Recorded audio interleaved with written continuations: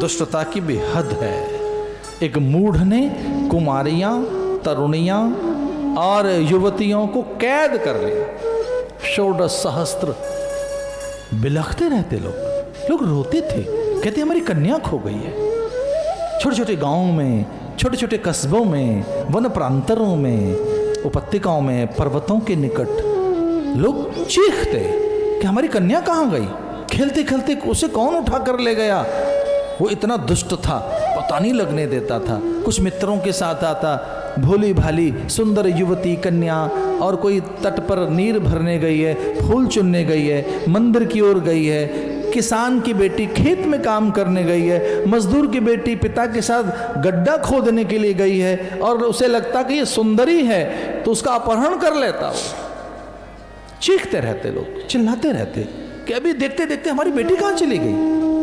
वो आसमान निकल गया, धरती निकल गई, कहाँ गई? अरे यहीं तो थी, वो यहीं खेल रही थी, हमारे साथ यहीं काम कर रही थी। माली कहता फूल चुन रही थी, किसान कहता मेरे साथ फसल काट रही थी। और बड़े उच्च कुलीन घरानों के लोग कहते कि वो हमारे पास अभी तो थी, हमारी बेटी कहाँ गई। एक कोई दुष्ट था जो ऐसे कन्याओं का अपहरण कर रहा था, कोई मूढ़ था, उसने ऐसे कोई 16,000 स्त्रियों को कैद कर लिया एक तहखाने में।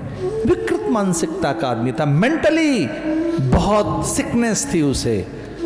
रूप पर आसक्त होकर वो चुरा लाता कन्याओं को, और वो उससे कहती कि पत्थर से सर फोड़ लेंगे, इस मोटी कारागृह की भित्ति से बार बार सर पटक कर प्राण दे देंगे। अरे दुष्ट, तेरी छाया भी हमारे ऊपर नहीं पड़नी चाहिए। तैने इतनी 1000 स्त्रियों कैद कर रखा है, 16,000 जिसने नारियां कैद कर रखी थी। भगवान को वो संकेत मिले कि कोई एक ऐसा दुष्ट है जिसके अंदर तहखाने में इतनी नारियां कैद हैं। भगवान वहाँ गए थे मित्र मंडली के साथ, बलभद्र के साथ, एक सेना लेकर उसके साथ युद्ध किया था। उसने स्वीकार कर लिया कि मुझसे भूल हुई है, बड़ा पाप हुआ है।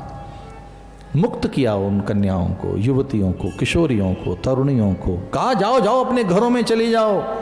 और जब वो लौट कर गई तो परिजन भयभीत हुए, लोक निंदा हो जाएगी, तुम कारागृह में रहकर आई हो, पर पुरुष के पास रहकर आई हो, आपका अपहरण हो गया है, बहुत लंबे समय तक अजान अपरिचित किसी पुरुष के संग रही हो।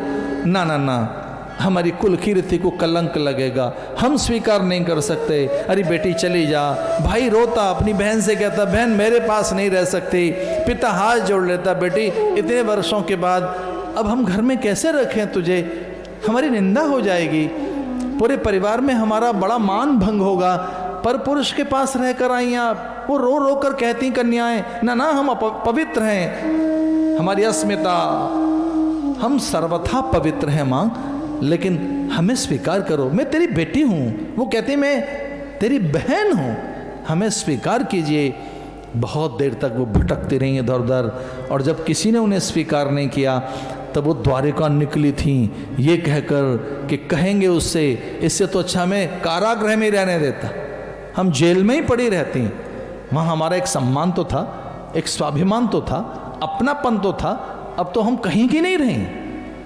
और वे भगवान के पास आई थीं ये कहकर कि बड़ा तिरस्कार हुआ है, बड़ा अपमान हो रहा है, समाज हमें अब स्वीकार नहीं कर रहा है, हम यहाँ द्वारिका में ही झाड़ू लगाएंगे, यहीं के पात पल्लव बीन लेंगे, यहीं हम कोई चाकरी कर लेंगे।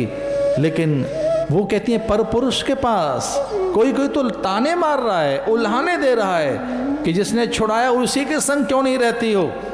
और हमें तो लगता है कि किसी हेतु से आपको उसने छुड़ाया होगा।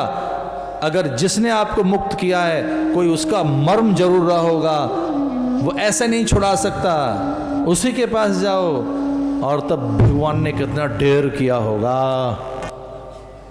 कमाल है कृष्ण का। इस रूप में मैं उसे कोटि कोटि कोटि प्रणाम करता हूं। उसने 16 सहस्त्र कुमारियों से कहा आओ मेरे बाम अंग में खड़े जाओ, तुम मेरी हो।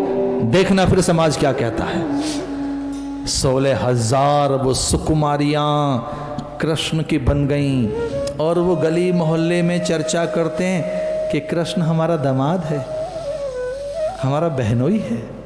फिर सब चले आए संबंध बनाने के लिए, फिर सब चले आए, कृष्ण हमारे हैं, डंका बजा रहे हैं। जानते नहीं हो हमारी बेटी कृष्ण की पत्नी है? तू जानता नहीं?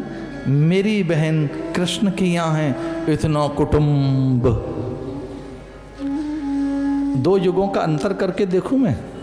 एक राम धोबी के कहने से, एक राम, वो एक युग था जब राम को सत्यापन करना था स्वयं का और अपनी भार्या के चरित्र का। और एक कृष्ण, एक युग का अंतर तो देखो, कितना सम्मान किया। मैं कहता हूं ये नारी उद्धार है। ये नारी के प्रति बड़े आदर की भावना है भगवान की कि वो प्राण दे दें। 16 सहस्त्र सुकुमारियों को सम्मान मिला,